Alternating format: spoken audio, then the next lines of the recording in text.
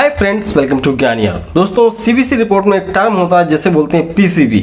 और पीसीबी से हमें क्या पता चलता है, क्या हमको अंदाज़ा लगाना है, क्या ट्रीटमेंट देना है, सब कुछ जानेंगे इस वीडियो में। तो समझेंगे पीसीबी के बारे में, वीडियो को पूरा देखिएगा।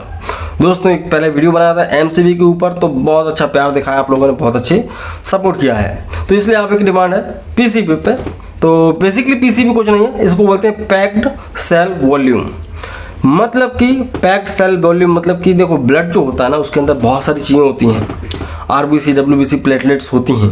जब किसी भी ब्लड के सैंपल को किसी टेस्ट ट्यूब में रखते हैं तो क्या होता है, उसको थोड़ी देर तक रखते हैं तो क्या होता है, धीरे धीरे जो ब्लड की सेल्स हैं वो सेडिमेंट होना शुरू हो जाती हैं, मतलब कि नीचे की तरफ आना शुरू हो जाती हैं। और इसी चीज़ को, प्रक्रिया को फास्ट करने के लिए सेंट्रीफ्यूज किया जाता है। एक सेंट्रीफ्यूज एक प्रक्रिया है जिसमें क्या होता है कि मशीन होती है जिसमें बहुत सारी टेस्ट ट्यूब को भरा जाता है, और जब वो घूमती है बहुत तेज तो सारा का सारा ब्लड और उसके सेंट्रीफ्यूजल फोर्स की वजह से, अभिकेंद्रीय बल की वजह से पूरा नीचे आ जाता है। ठीक है ना। तो ये जो मशीन होती है इसे सेंट्रीफ्यूज मशीन बोलते हैं, और इस प्रक्रिया को सेंट्रीफ्यूजेशन बोलते हैं। और जब इसको रिपोर्ट में दिखाया जाता है तो सेंट्रीफ्यूज एट फला आरपीएम, मतलब कितने स्पीड से ये घूम रहा था, 2000, 2500 जितने भी, तो उस आरपीएम पे क्या आपको देखने को मिल रहा है। तो जब किसी भी ब्लड को, सैंपल को टेस्ट ट्यूब में भर के सेंट्रीफ्यूज किया जाता है तो ये ब्लड नीचे आके इकट्ठा हो जाता है। ऊपर आप देखेंगे तो पानी पानी रहता है, नीचे जो सेल्स रहे हैं उन्हें ही हम कहते हैं क्या, पैक सेल। तो ये पैक सेल की वॉल्यूम को चेक करने के लिए पीसीबी किया जाता है। ये पीसीबी क्या है एक्चुअल में, ये पीसीबी को अपन समझते हैं बड़ी आसानी से। तो देखो क्या होता है, किसी व्यक्ति को जब दस्त लगते हैं तो जाहिर सी बात है उसके शरीर से पानी का नुकसान होता है, डिहाइड्रेशन होता है, तो ये आरबीसी बढ़ने लगते हैं, मतलब कि पीसीबी बढ़ने लगते हैं। पैक सेल जो नीचे इकट्ठा हो रहा है, आप यहाँ फोटो में देखिए, नीचे का जो प्लाज्मा है वो कम हो गया। तो जब किसी व्यक्ति का 5 ml ब्लड निकालोगे तो 5 ml ब्लड में ज़्यादा से ज़्यादा आरबीसी आएंगे, प्लाज्मा नहीं आएगा। तो उससे क्या पता चल रहा है कि पानी की कमी हो गई है। आरबीसी तो उतनी ही है जितनी होना चाहिए, लेकिन वो आरबीसी ज़्यादा शो इसलिए कर रहा है क्योंकि पानी कम हो गया। उदाहरण के लिए मान लेते हैं 1 किलो रेत लीजिए आप और 10 लीटर पानी ले लीजिए। तो अगर आप उस पानी में 1 किलो रेत मिलाएंगे तो वो आपको दिखेगी नहीं, लेकिन अगर आप पानी कम कर देंगे, 1 किलो पानी में आप 1 किलो रेत मिलाएंगे तो वो आपको महसूस होगी।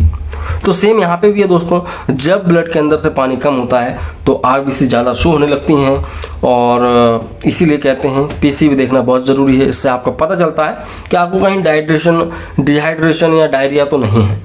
अब समझ लेते हैं कि ये कब कब बढ़ते हैं, कि आरबीसी जो पैक सेल है उसका वॉल्यूम कब बढ़ जाता है। किसी व्यक्ति को जब डायरिया हो जाता है, दस्त लगते हैं बहुत ज़्यादा, तब बढ़ जाता है पीसीबी। और किसी को डिहाइड्रेशन हो जाए, लू लग गई, लपट लग गई, तब भी बढ़ जाता है।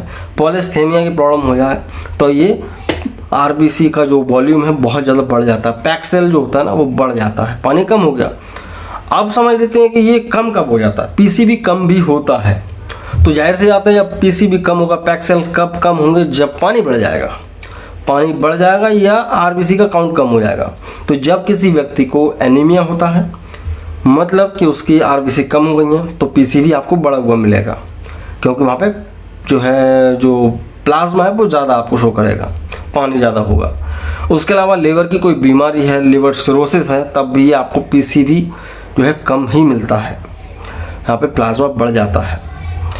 और तो दोस्तों, ब्लीडिंग का कोई डिसऑर्डर है, कोई चोट लग गई है या किसी भी तरह का हेमरेज है, तब वहाँ पर आरबीसी कम होते हैं तो ये पीसीबी बढ़ जाता है। सो घुमा फिरा के देखा जाए क्या है, आपके ब्लड में 1 ml 5 ml के अंदर जितना प्लाज्मा उतनी मात्रा में आपके शरीर में आरबीसीज होना जरूरी है। अगर ये आरबीसी कम होंगी तो क्या होगा, आपके शरीर में खून की कमी है, या आरबीसी ज़्यादा होंगी तो क्या होगा, पानी की कमी है। सीधा सा फंडा है। आई होप आप समझ गए होंगे। इसकी अगर नॉर्मल रेंज की बात की जाए तो आदमी की जो होती है दोस्तों लगभग 42 से लेके 52% होती है, और महिलाओं में थोड़ा कम देखा जाता है क्योंकि उनको पीरियड्स आते रहते हैं। तो 37 से लेके 47% महिलाओं में नॉर्मल माना जाता है। तो यही होता है दोस्तों पीसीबी, पैक्ड सेल वॉल्यूम। और वीडियो आपको समझ में आया, इंटरेस्टिंग लगा, इन्फॉर्मेटिव लगा तो please do subscribe Gyaniyar the medical channel. यहाँ हम आपको देते हैं हेल्थ केयर, क्लिनिकल टिप्स, बीमारियाँ, दवाइयाँ, सब कुछ। तो डू सब्सक्राइब। मिलता हूँ आपसे अगले वीडियो में दोस्तों। जय हिंद, वंदे मातरम।